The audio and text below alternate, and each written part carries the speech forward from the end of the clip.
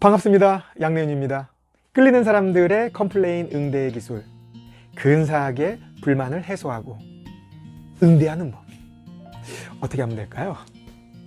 자, 컴플레인, 불만, 왜 생길까요? 기대와 서비스의 관점을 보면 아주 심플합니다. 서비스가 기대 이상이면 고객 만족, 그 이상의 이상이면 고객 감동이 되겠죠. 하지만 서비스가 그 기대 이하인 경우에 불만이 생기죠. 화로 이어지고요. 분노, 절규하는 거죠, 이거는. 컴플레인 응대를 잘하기 위해서는 먼저 이 화에 대한 이해가 필요한데요. 여러분, 화가 나는 것과 화를 내는 것은 같은 걸까요? 엄연히 다르죠. 화가 나는 것은 감정입니다. 그렇다면 화를 내는 것은요? 행동이죠. 감정은 수용하면 되지만 행동은 수정할 수 있다는 겁니다. 이것이 우리에게 알려진 그 감정 코칭의 가장 기본적이면서 핵심적인 메시지가 아닐까, 저는 이렇게 봅니다. 그리고 여기서 중요한 것은요, 이 화라는 감정은요 결코 나쁜 감정이 아니라는 겁니다. 여러분, 이 화, 이 분노가요 세상을 바꿀 수도 있는 거 아니겠습니까? 그리고 이제 정말 중요한 거, 왜 화가 날까요? 아주 간단해요. 내가 바라는 어떤 기준이 있을 거 아닙니까? 어떤 기대가 있을 거 아니에요? 거기에 미치지 못했을 때 일어납니다.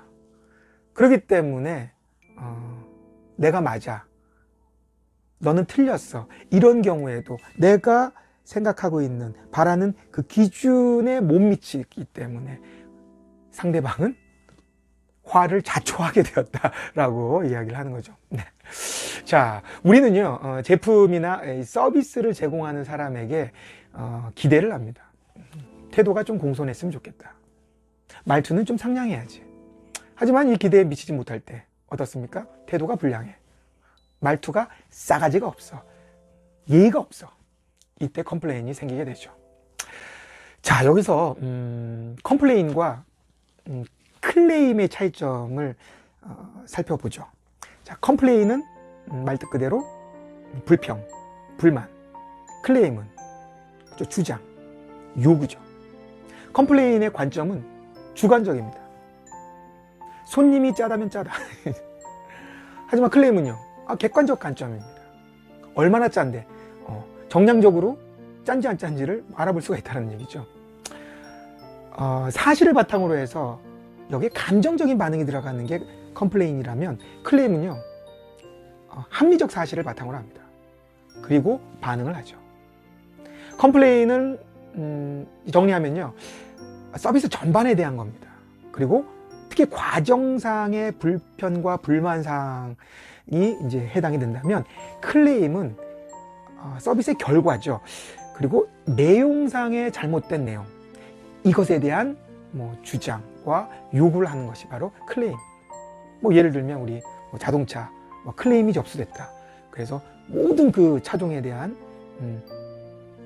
클레임이 접수된 차들은 다 입고해 주시면 무상으로 수리해 주겠다, 이런 것들 아니겠습니까? 자, 근데 사람들 그 유형에 따라서도요 컴플레인 응대가 달라질 필요가 있다라는 거. 특별히 그 명랑한 사람을 응대할 때 굉장히 좀 하이톤인 사람 있죠. 이때 좀 주의해야 될 점이 있어요. 뭐냐면 그 에너지에 이렇게 동조해서 함께 이렇게 명랑해질 수 있다는 거죠. 이때 왜 주의해야 되냐면, 예의에 벗어날 수가 있어요. 그리고요, 이런 경우에는 예스 노를 분명히 해둘 필요가 있다라는 거 기억해 두면 좋겠습니다. 자, 컴플레인, 불평, 불만, 이런 고객들이 우리에게 부정적으로만 해석이 될까요? 저는 아니라고 봅니다. 왜냐하면 분명히 긍정적인 요소도 있다라는 거죠. 첫 번째로는요, 무료로 모니터해 주는 사람이라는 거죠. 두 번째는 이들의 불만으로부터 새로운 아이디어를 얻을 수도 있고요. 세 번째로는 컴플레인이 아주 근사하게 해소되는 경우에 그 불만 고객은 단골 고객으로, 더 나아가서 충성 고객이 될 수 있다는 겁니다. 그리고 기대치가 이 정도구나 라는 것을 알게 하기도 하죠. 자, 정리하면요, 고객의 불평을 비난으로 보기보다는 애정과 관심으로 해석할 수 있다는 것. 이렇게 컴플레인을 하는 사람에 대해서 우리는 긍정적으로 해석할 수 있다는 겁니다. 자, 그럼에도 불구하고 컴플레인 응대가 어려운 이유는 뭘까요? 바로 불편한 감정이 생긴다는 겁니다. 그렇기 때문에 이런 부정적인 에너지를 진정시키는 것이 중요하겠죠. 이때 사용할 수 있는 응대 멘트 4가지가 있죠. 첫째, 맞장구 치기. 둘째, 쿠셔너 사용하기. 셋째, 양해를 표현하기. 넷째, 감사를 표현하는 것. 자, 맞장구 치기는 네, 맞습니다. 네, 그렇게 생각하셨군요. 이 정도가 맞장구를 치는 거겠죠. 그리고 쿠셔너, 네, 실례합니다만 많이 바쁘시겠지만 이런 표현이겠죠.